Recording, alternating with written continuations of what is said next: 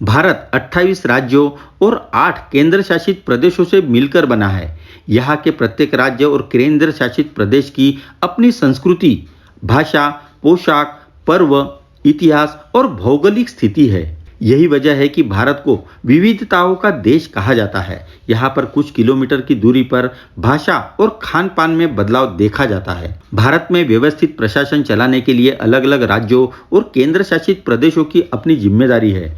देश की राजधानी दिल्ली भी एक केंद्र शासित प्रदेश है। भारतीय संविधान के अनुसार राज्य केंद्र से अलग एक स्वतंत्र इकाई यानी इंडिपेंडेंट यूनिट होती है। राज्य अपनी सरकार को खुद चुनते हैं। इसके लिए चुनाव प्रक्रिया के माध्यम से सरकार को चुना जाता है।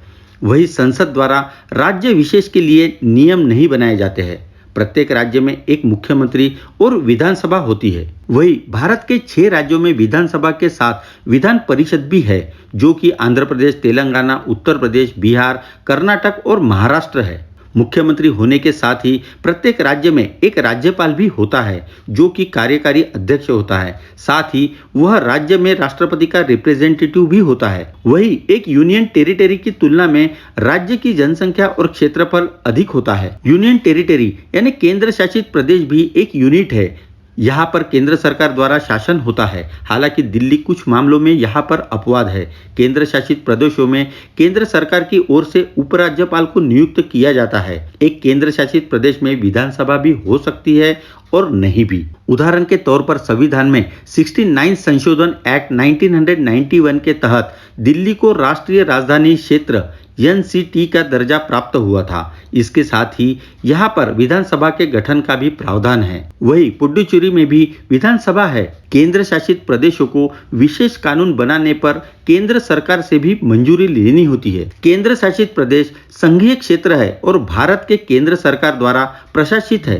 केंद्र शासित प्रदेशों में उपराज्यपालों को भारत के राष्ट्रपति द्वारा नियुक्त किया जाता है, जो उनके प्रशासक के रूप में कार्य करते हैं। वर्तमान में भारत में 8 केंद्र शासित प्रदेश है।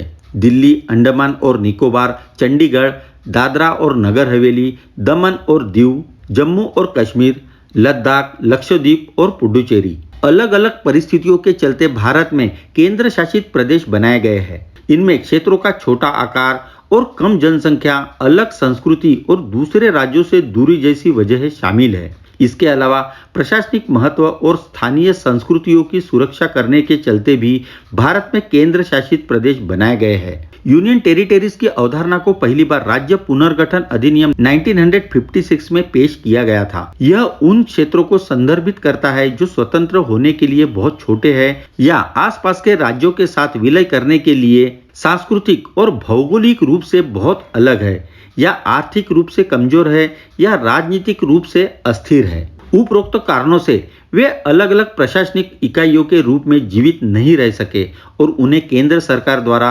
प्रशासित किए जाने की आवश्यकता थी।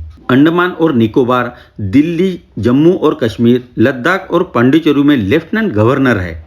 चंडीगढ़, दादरा और नगर हवेली, दमन और दीव और लक्षद्वीप में प्रशासक है। 2020 में दादरा और नगर हवेली और दमन और दीव को एक केंद्र शासित प्रदेश में मिला दिया गया। विलय किए गए केंद्र शासित प्रदेश को दादरा और नगर हवेली और दमन और दीव के नाम से जाना जाता है। अनुच्छेद 239 के अनुसार भारत का राष्ट्रपति केंद्र शासित प्रदेशों का मुख्य प्रशासक यानी चीफ एडमिनिस्ट्रेटर होता है।